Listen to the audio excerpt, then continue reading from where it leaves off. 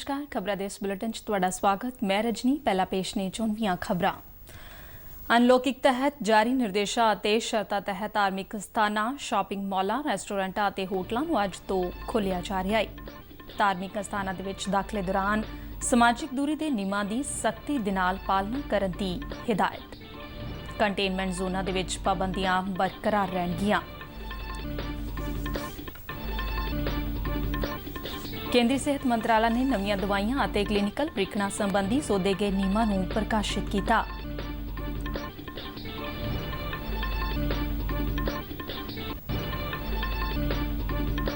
ਮੁੱਖ ਮੰਤਰੀ ਕੈਪਟਨ ਅਮਰਿੰਦਰ ਸਿੰਘ ਨੇ ਕਿਹਾ ਕਿ ਸੂਬੇ ਦੇ ਵਿੱਚ ਮਹਾਮਾਰੀ ਦੀ ਸਥਿਤੀ ਕਾਬੂ ਹੇਠ ਹੈ, ਪਰ ਸੁਰੱਖਿਆ ਨਿਯਮਾਂ ਦੀ ਪਾਲਣਾ ਵੀ ਲਾਜ਼ਮੀ ਹੈ। ਮੁੱਖ ਮੰਤਰੀ ਨੇ ਲੋਕਾਂ ਨੂੰ ਕੋਰੋਨਾ ਵਾਇਰਸ ਦੇ ਨਾਲ ਨਜਿੱਠਣ ਦੇ ਲਈ ਪਹਿਲਾਂ ਦੀ ਤਰ੍ਹਾਂ ਸਹਿਯੋਗ ਦੇਣ ਦੀ ਅਪੀਲ ਕੀਤੀ।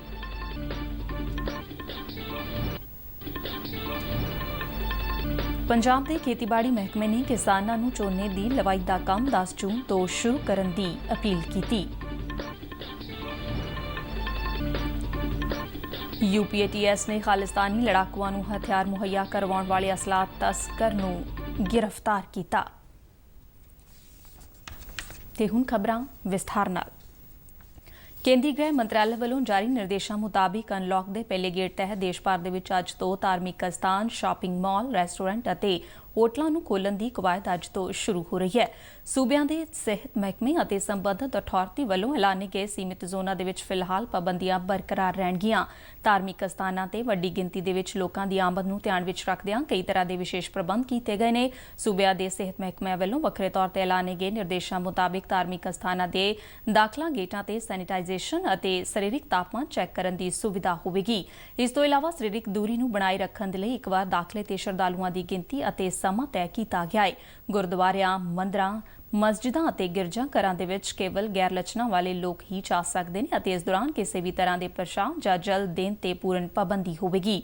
ਧਾਰਮਿਕ ਅਸਥਾਨਾਂ ਸਮੇਤ ਸ਼ਾਪਿੰਗ ਮਾਲਾਂ, ਰੈਸਟੋਰੈਂਟਾਂ ਅਤੇ ਹੋਟਲਾਂ ਦੇ ਵਿੱਚ ਮਾਸਕ ਪਹਿਨਣ ਨੂੰ ਲਾਜ਼ਮੀ ਕੀਤਾ ਗਿਆ ਹੈ ਅਤੇ 6 ਫੁੱਟ ਦੀ ਸਰੀਰਕ ਦੂਰੀ ਨੂੰ ਬਣਾਏ ਰੱਖਣ ਦੇ ਨਿਰਦੇਸ਼ ਵੀ ਦਿੱਤੇ ਗਏ ਨੇ। ਸ਼ਾਪਿੰਗ ਮਾਲਾਂ ਦੇ ਵਿੱਚ ਬਿਨਾਂ ਲੱਛਣਾਂ ਵਾਲੇ ਸਟਾਫ ਤੇ ਗ੍ਰਾਹਕ ਹੀ ਦਾਖਲ ਹੋ ਸਕਣਗੇ, ਜਦਕਿ ਬੱਚਿਆਂ ਦੇ ਲਈ ਖੇਡਣ ਵਾਲੇ ਸਥਾਨ, ਸਿਨੇਮਾ ਘਰ ਅਤੇ ਗੇਮਿੰਗ ਦੀਆਂ ਸੁਵਿਧਾਵਾਂ ਤੇ ਫਿਲਹਾਲ ਪਾਬੰਦੀ ਬਰਕਰਾਰ ਰੱਖੀ ਗਈ ਹੈ।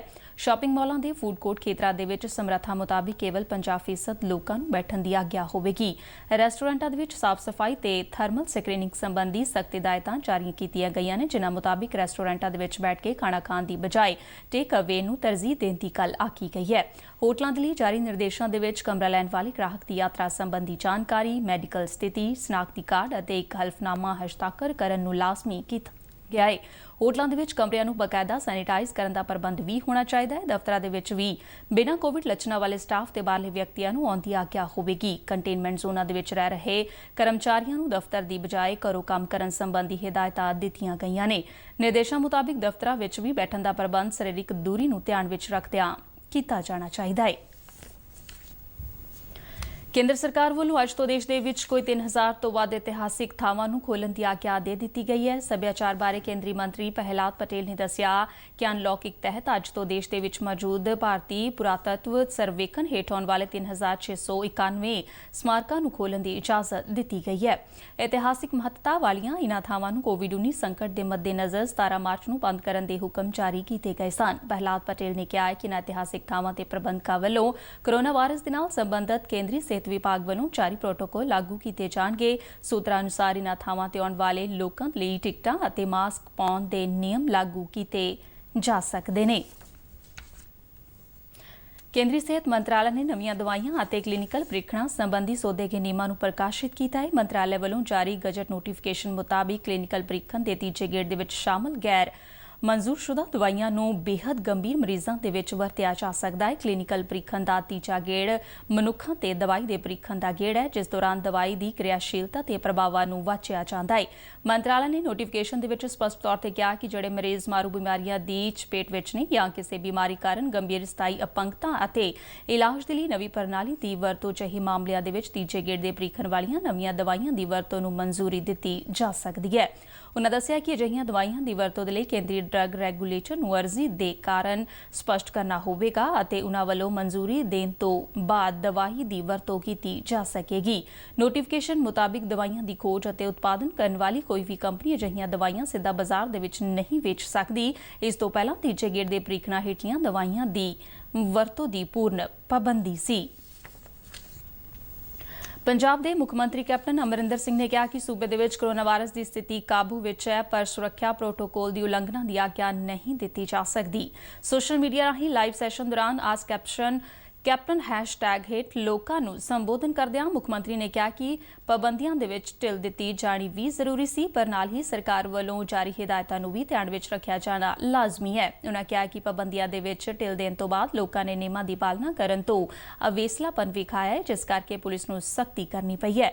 ਸੂਬੇ ਦੇ ਲੋਕਾਂ ਨੂੰ ਸੁਚੇਤ ਕਰਦਿਆਂ ਮੁੱਖ ਮੰਤਰੀ ਨੇ ਕਿਹਾ ਕਿ ਕੋਵਿਡ ਪ੍ਰੋਟੋਕੋਲ ਦੀ ਕੋਤਾਹੀ ਪੰਜਾਬ ਨੂੰ ਦੂਜੇ ਸੂਬਿਆਂ ਦੇ ਰਸਤੇ ਤੇ ਲਿਜਾ ਸਕਦੀ ਹੈ, ਜਿਸ ਦੇ ਨਾਲ ਭਿਆਨਕ ਨਤੀਜੇ ਨਿਕਲਣ ਦੀ ਸੰਭਾਵਨਾ ਵਧ ਸਕਦੀ ਹੈ। ਸਰਕਾਰ ਵੱਲੋਂ ਕੀਤੇ ਗਏ ਪ੍ਰਬੰਧਾਂ ਦੀ ਜਾਣਕਾਰੀ ਦਿੰਦਿਆਂ ਮੁੱਖ ਮੰਤਰੀ ਨੇ ਕਿਹਾ ਕਿ ਕੋਵਿਡ ਸੰਕਟ ਦੇ ਟਾਕਰੇ ਦੇ ਲਈ ਸੂਬੇ ਕੋਲ ਲੋੜੀਂਦਾ ਮੈਡੀਕਲ ਸਾਜੋ ਸਮਾਨ ਅਤੇ ਹੋਰ ਸਾਧਨ ਮੌਜੂਦ ਨੇ। ਉਨ੍ਹਾਂ ਦੱਸਿਆ ਕਿ ਸੂਬੇ ਦੇ ਵਿੱਚ 554 ਵੈਂਟੀਲੇਟਰ ਉਪਲਬਧ ਕਰਵਾਏ ਗਏ ਨੇ, ਜਿਨ੍ਹਾਂ ਵਿੱਚੋਂ ਮੌਜੂਦਾ ਸਮੇਂ ਕੇਵਲ ਇੱਕ ਵੈਂਟੀਲੇਟਰ ਹੀ ਵਰਤਿਆ ਜਾ ਰਿਹਾ ਹੈ। ਮੁੱਖ ਮੰਤਰੀ ਨੇ ਦੱਸਿਆ ਕਿ ਸੂਬੇ ਦੇ ਸਿਹਤ ਮਹਿਕਮੇ ਵੱਲੋਂ ਵੱਖ-ਵੱਖ ਹਸਪਤਾਲਾਂ ਨੂੰ 4,88,000 N95 ਮਾਸਕ ਅਤੇ 64 ਲੱਖ 3 ਤਹਿਆਂ ਵਾਲੇ ਮਾਸਕ ਉਪਲਬਧ ਕਰਵਾਏ ਗਏ ਨੇ। ਇਸ ਤੋਂ ਇਲਾਵਾ 2,28,000 PPE ਕਿੱਟਾਂ ਤੇ 2,223 ਆਕਸੀਜਨ ਸਿਲੰਡਰਾਂ ਦੀ ਵਿਵਸਥਾ ਵੀ ਕੀਤੀ ਗਈ ਹੈ। ਪ੍ਰਾਈਵੇਟ ਹਸਪਤਾਲਾਂ ਵੱਲੋਂ ਕੋਵਿਡ ਦੇ ਮਰੀਜ਼ਾਂ ਦੇ ਇਲਾਜ ਦੇ ਲਈ ਵੱਧ ਫੀਸ ਲਏ ਜਾਣ ਸੰਬੰਧੀ ਸ਼ਿਕਾਇਤਾਂ ਤੇ ਗੱਲ ਕਰਦਿਆਂ ਮੁੱਖ ਮੰਤਰੀ ਨੇ ਕਿਹਾ ਕਿ ਮੈਡੀਕਲ ਵਿਭਾਗ ਨੂੰ ਇਸ ਦੀ ਜਾਂਚ ਕਰਨ ਦੇ ਲਈ ਕਿਹਾ ਜਾਵੇਗਾ।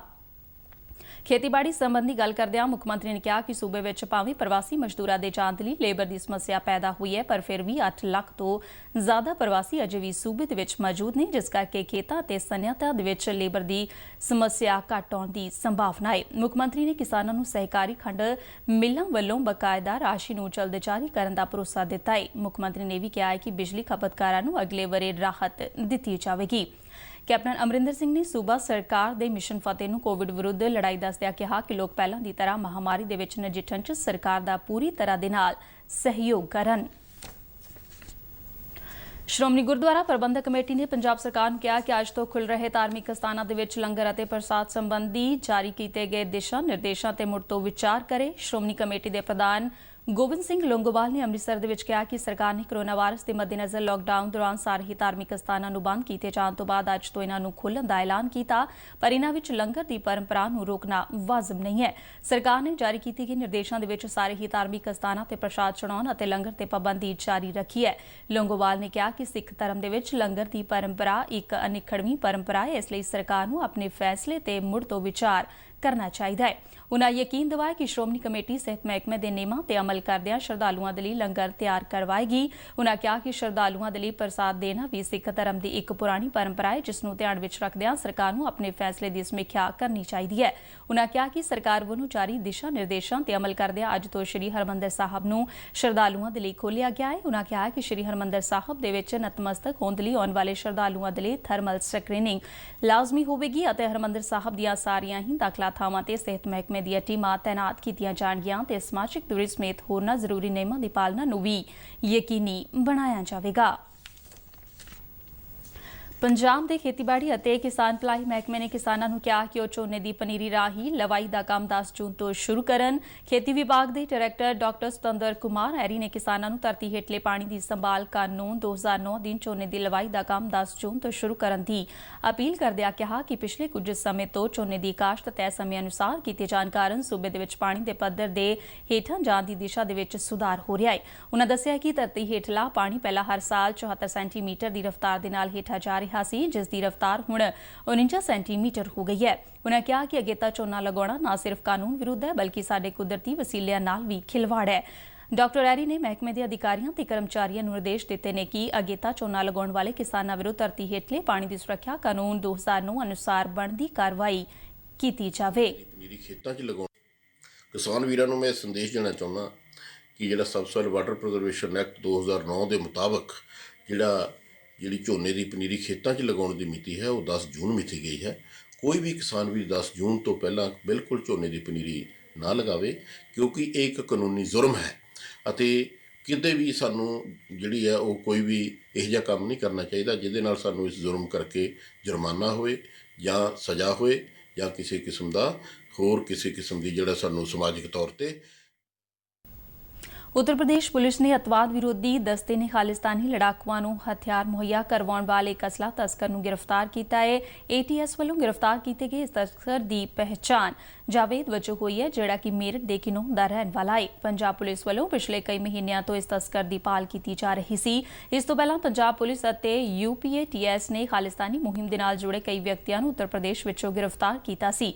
ਉੱਤਰ ਪ੍ਰਦੇਸ਼ ਪੁਲਿਸ ਦੇ ਸੂਤਰਾਂ ਤੋਂ ਮਿਲੀ ਜਾਣਕਾਰੀ ਮੁਤਾਬਿਕ ਮੁਸਲਿਮ ਜਾਵੇਦ ਨੇ ਪੰਜਾਬ ਦੇ ਵਿੱਚ ਖਾਲਿਸਤਾਨੀ ਲੜਾਕੂਆਂ ਨੂੰ 35 ਤੋਂ 40 ਹਥਿਆਰ ਮੁਹੱਈਆ ਕਰਵਾਏ ਨੇ ਤੇ ਇਸ ਤਸਕਰ ਖਿਲਾਫ ਮੋਹਾਲੀ ਪੁਲਿਸ ਵੱਲੋਂ ਵੀ ਇੱਕ ਕੇਸ ਦਰਜ ਕੀਤਾ ਗਿਆ ਹੈ। ਉੱਤਰ ਪ੍ਰਦੇਸ਼ ਦੇ ਵਿੱਚ ਕੋਵਿਡ-19 ਮਹਾਮਾਰੀ ਦੇ ਨਾਲ ਨਜਿੱਠਣ ਦੇ ਲਈ ਖਰੀਦੀਆਂ ਗਈਆਂ ਮੈਡੀਕਲ ਵਸਤਾਂ ਦੇ ਘੁਟਾਲੇ ਦੇ ਵਿੱਚ ਸੂਬੇ ਦੇ ਵਿਜੀਲੈਂਸ ਅਤੇ ਐਂਟੀ ਕਰਪਸ਼ਨ ਬਿਊਰੋ ਦੇ ਅਧਿਕਾਰੀ ਨੇ ਪੰਜਾਬ ਦੇ ਡੇਰਾਬੱਸੀ ਸਥਿਤ ਇੱਕ ਕੰਪਨੀ ਬਾਇਓਐਡ ਦੇ ਇੱਕ ਅਧਿਕਾਰੀ ਨੂੰ ਗ੍ਰਿਫਤਾਰ ਕੀਤਾ ਹੈ ਤੇ ਬਿਊਰੋ ਦੇ ਸ਼ਿਮਲਾ ਸਥਿਤ SP ਸ਼ਾਲਿਨੀ ਅਗਨੀਹੋਤਰੀ ਨੇ ਦੱਸਿਆ ਕਿ ਕੰਪਨੀ ਦੇ ਅਧਿਕਾਰੀ ਪ੍ਰਿਥਵੀ ਸਿੰਘ ਨੂੰ ਗ੍ਰਿਫਤਾਰ ਕੀਤਾ ਗਿਆ। ਉਨ੍ਹਾਂ ਕਿਹਾ ਕਿ ਇਹ ਮਾਮਲਾ ਜਾਂਚ ਅਧੀਨ ਹੈ ਤੇ ਫਿਲਹਾਲ ਇਸ ਸੰਬੰਧ ਦੇ ਵਿੱਚ ਹੋਰ ਜ਼ਿਆਦਾ ਜਾਣਕਾਰੀ ਨਹੀਂ ਦਿੱਤੀ ਜਾ ਸਕਦੀ। ਜ਼ਿਕਰਯੋਗ ਹੈ ਕਿ ਇਸ ਘੁਟਾਲੇ ਦੇ ਵਿੱਚ ਕਥਿਤ ਤੌਰ ਤੇ ਸ਼ਾਮਲ ਹਿਮਾਚਲ ਪ੍ਰਦੇਸ਼ ਦੇ ਸਿਹਤ ਸੇਵਾਵਾਂ ਬਾਰੇ ਮਹਿਕਮੇ ਦੇ ਡਾਇਰੈਕਟਰ ਅਜੇ ਕੁਮਾਰ ਗੁਪਤਾ ਨੂੰ ਰਿਸ਼ਵਤ ਲੈਣ ਦੇ ਦੋਸ਼ ਦੇ ਵਿੱਚ 20 ਮਈ ਨੂੰ ਇੱਕ ਆਡੀਓ ਰਿਕਾਰਡਿੰਗ ਦੇ ਆਧਾਰ ਤੇ ਗ੍ਰਿਫਤਾਰ ਕੀਤਾ ਗਿਆ ਸੀ, ਜਿਸ ਵਿੱਚ ਉਨ੍ਹਾਂ ਨੇ ਕੰਪਨੀ ਦੇ ਅਧਿਕਾਰੀ ਤੋਂ 5 ਲੱਖ ਰੁਪਏ ਰਿਸ਼ਵਤ ਦੀ ਮੰਗ ਕੀਤੀ ਸੀ। ਇਸ ਕਥਿਤ ਘੁਟਾਲੇ ਦੇ ਸਾਹਮਣੇ ਆਉਣ ਤੋਂ ਬਾਅਦ ਹਿਮਾਚਲ ਪ੍ਰਦੇਸ਼ ਦੀ BJP ਇਕਾਈ ਦੇ ਪ੍ਰਧਾਨ ਰਾਜੀਵ ਬਿੰਦਲ ਨੇ ਆਪਣਾ ਨਾਂ ਕੰਪਨੀ ਦੇ ਅਧਿਕਾਰੀ ਦੇ ਨਾਲ ਜੋੜੇ ਜਾਣ ਤੋਂ ਬਾਅਦ ਨੈਤਿਕ ਆਧਾਰ ਤੇ ਆਪਣੇ ਅਹੁਦੇ ਤੋਂ ਅਸਤੀਫਾ ਦੇ ਦਿੱਤਾ ਸੀ। ਤੇ ਇਸ ਦੇ ਨਾਲ ਹੀ ਖਬਰਾਂ ਦਾ ਬੁਲੇਟਿਨ ਹੋਇਆ ਖਤਮ। ਦਿਓ ਇਜਾਜ਼ਤ। ਨਮਸਕਾਰ।